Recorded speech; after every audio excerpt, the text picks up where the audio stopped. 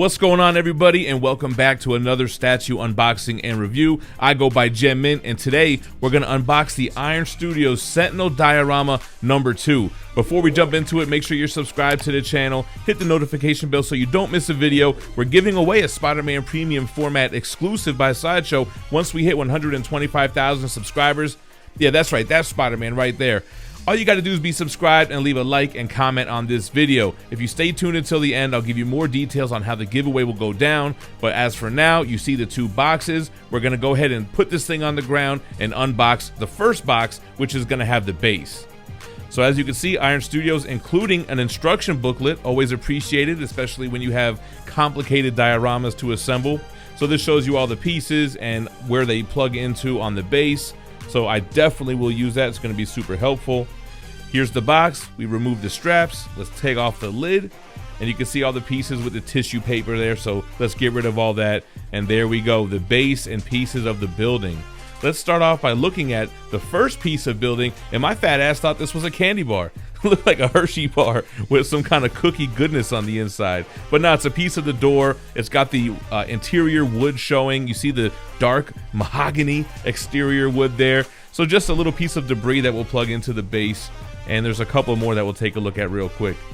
This one is a little bit more elaborate. It's got that lion door knocker. It's completely thrashed. Juggernaut busting through the door of Xavier's School for Gifted Mutants. You can see the detail on the door. Very well sculpted, but the texture a little off on the inside. That looks like a candy bar, or maybe I'm just hungry. But anyway, this is the second piece of debris. Very nice. And let's move on over to the next piece. This would be the other side of the door. Same lion door knocker, that gold door knocker. You have the doorknob there as well. Let's see if we can knock on the door. Is anybody home? Try to turn the doorknob there. Anyway, so same kind of detail, doorknob on both sides. The beveled look of the door. Very nice. And then we have this piece of column, which is very familiar to a lot of the pieces in the first Sentinel diorama. This one has like a table that's kind of being bent in half as the column has fallen over on it. Got that great damaged look. That almost looks like Sabretooth got a hold of it or something. The gold trim, the wood paint, very nice. And the last piece of wood debris, I promise, just more of the same as far as the destruction. And this is all really due to Juggernaut barreling through the back door or wherever he's coming through, and he caused so much damage to these pieces of wood.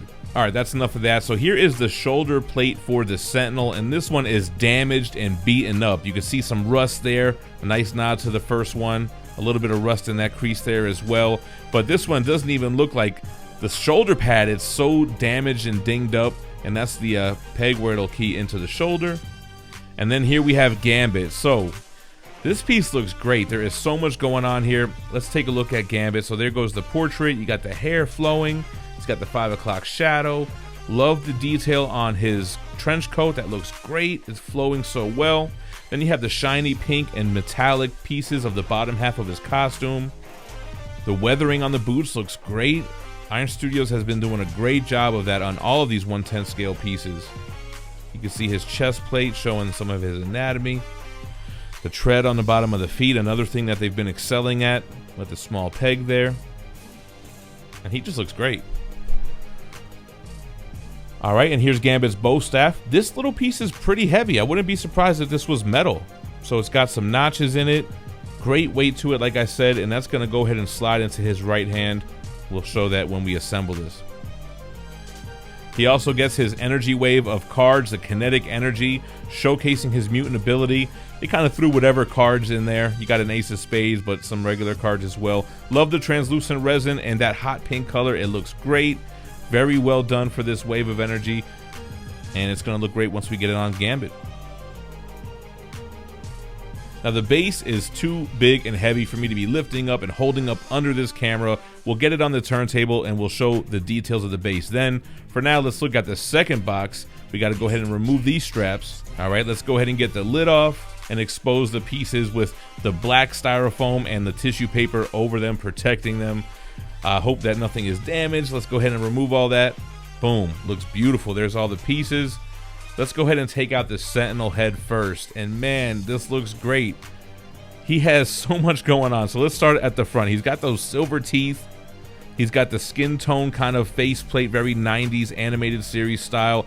Love the eyes. I almost thought this had a light up feature because those are like translucent and have a red tinge to it. So much damage. His helmet is literally being ripped up off, exposing the insides of the head here. All the rust details with that dull metal looks great. He had the rust around the neck. So much going on. They really sculpted this very well. Then let's look at the arm. He's only got one arm. Same great detail like we saw with the first diorama. You got those dull metallic plates with the blue and that pink color. Weathering looks great. The rust effects look great. The regular silver metal in between those plates, including those pistons in the wrist, the repulsor in his palm that's broken and damaged, and the rust in between the fingers. Just looks amazing. And this is like a cry for help hand. You'll see when we assemble it. Here's the torso, super heavy. I can't even hold this one for too long, but you have the same great detail of the rust in between the line work there. Totally destroyed. He doesn't even have any bottom half of his legs or his left arm. Exposed wires, metal gears. I love that spine look on his back. All right, let's put this guy down. It's too heavy. Then we have Cain Marko, the Juggernaut, and there's so much detail packed into this little guy. Right away, you can see the different textures going on, the crazy anatomy that only the Juggernaut could have. You can see his grinning face behind his helmet. Love the slightly different color of browns, going from a dark leather up top to that midsection, which shows the fabric wrinkles so well, and the texture going down to that reddish kind of brown leather in the boots, weathering on the boots as well. The tread is distinct. It looks great, man. Crazy muscle definition on his back by his spine there. And just such a massive beast of a character. Last one is Magneto, and I'm surprised to see so many different pieces. He has the bottom half of his torso very modernized. Look at all the buckles and such. Kind of like has like a Kevlar in between the buckles on his boots. The great mud effect on the bottom of the boots as well. The tread done nicely as well. He's got different type of textures on his red part of his costume. A tight leather look, a textured look, going up to the waist and his belt. And then one of the best pieces out of here, man. This is so dynamic. I love the top torso. His arms are outstretched, different poses on the fingers, and the flowing cape looks amazing. I love the movement there. I love the brown mud towards the bottom of the cape. It's got a great weathering effect to it. They didn't have to do that, but it's just those little nods that really make these things premium collectibles. Magneto, the only ripped senior citizen that I know of, but he looks great, guys. He does come with 2 head sculpts, which I don't think they had to do either. He has the unmasked head sculpt, 1/10 scale, so, you know, hard to pack in a lot of detail in the face features, but distinct with the teeth, the expression. I think the hair is done well. The skin tone is done pretty well, too. It's not flat. It has a lifelike feeling to it.